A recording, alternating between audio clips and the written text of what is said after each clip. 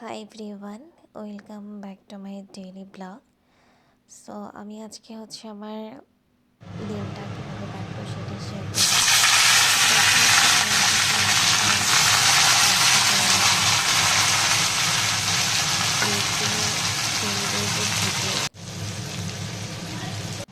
খাই সেটা আর চা। আমার আসলে নাস্তা করতে খুব বেশি ভালো লাগে না। তো আসলে আমি নাস্তা আমার ছোটোবেলা থেকে স্কুলে থাকতে আমি কখনো সকালবেলা খেতাম না। মদ অভ্যাস একটা হয়ে গেছে, যার জন্য সকালে উঠে আসলে যে নাস্তা করার বিষয়টা ইচ্ছে করে না, জাস্ট এক কাপ চা খেলেই হয়ে যায়। আর চা আমার খুবই পছন্দ, মানে চা লাভার এক কথা বলা যায়। ঘুম থেকে উঠেই শুনি সাডেন গেস্ট আসবে, তো হুট করে যেহেতু দুপুরে খাওয়া দাওয়া করবে আর আমার ঘুম থেকে উঠতে 10টা বেজে যায়, তো রান্নায় লেগে পড়ি। ফার্স্টে এখানে চিংড়ি মাছগুলো ভেজে ওদের চিংড়ি ভোনা করলাম। আর এখানে পেঁয়াজ বাটা এবং মশলাগুলো কষিয়ে নেব। চিকেন কোরমা করতেছি। তো এখানে গুঁড়া মশলাগুলো একসাথে নিয়ে নিলাম, ধনিয়া, জিরা, গোলমরিচ, তারপর হলুদ, জায়ফল, জায়ত্রী। জায়ত্রী সাধারণত দিই না, বাট একটু দিলাম আর কি। এখানে আমি চিকেনটা কষিয়ে নিচ্ছিলাম। তারপর এক পাশে পোলাও করে ফেলতেছি। মানে আসলে একদম 2 থেকে 2.5 ঘন্টার মধ্যে আসলে রান্নাটা আমাকে কমপ্লিট করতে হয়।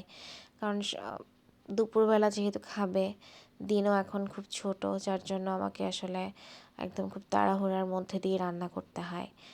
আর বাসায় গেস্ট আসলে আসলে মূলত আমিই রান্না করি।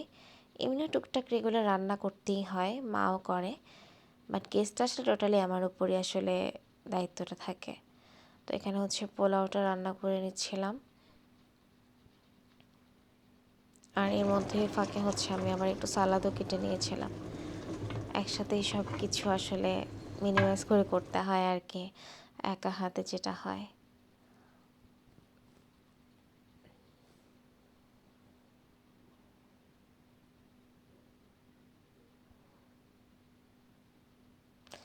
তো এদিকে আমি একটু ফুলকপির পাকোড়া, যেটা বড়া, সেটা করে নিয়েছিলাম। এই ভাজা পোড়া আইটেমগুলো না, বিশেষ করে এই আইটেমটা পোলাও দিয়ে খেতে খুব ভালো লাগে গরম ভাতের সাথে।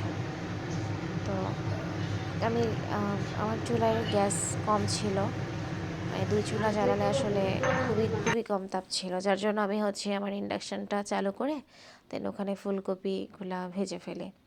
আর এই তো আমি খাবার দিয়ে দিলাম চিংড়ি মাছ, সালাদটা মিক্স সালাদ করেছিলাম টমেটো দিয়ে, কাঁচা পেঁয়াজ, কাঁচামরিচ দিয়ে, যেটা করে আর কি শসা দিয়ে।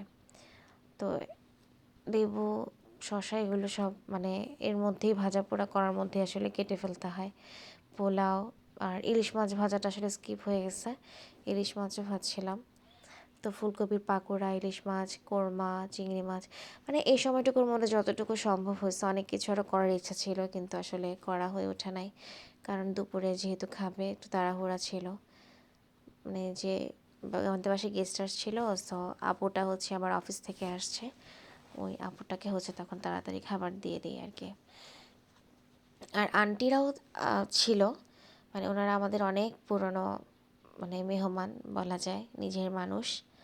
আন্টির আসছিল আর কি বাসায়। তো আন্টির মেয়ে আমাদের বাসায় এখানেই কাছাকাছি একটা অফিসে জব করে। তো আপু খেয়ে আবার চলে যাবে, আর আন্টিরা সব পরে আমরা একসাথে খাওয়া দাওয়া।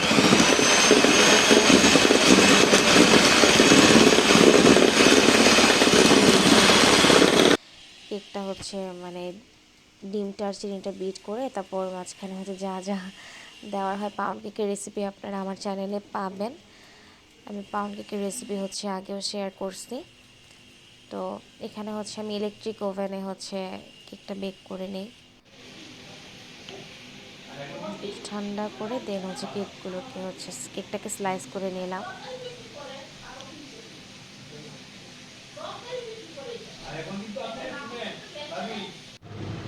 আপনার আমার পাউন্ড কেকের রেসিপিটা ফলো করলেই সেম এরকম হবে। আর এখানে আমি রোল কিছু ফ্রোজেন করে রেখে দিই।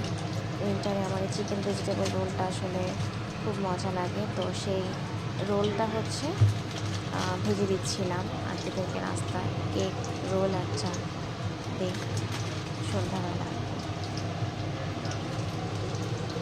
এই রোলের রেসিপিটা আপনারা চাইলে আমি শেয়ার করবো সামনে।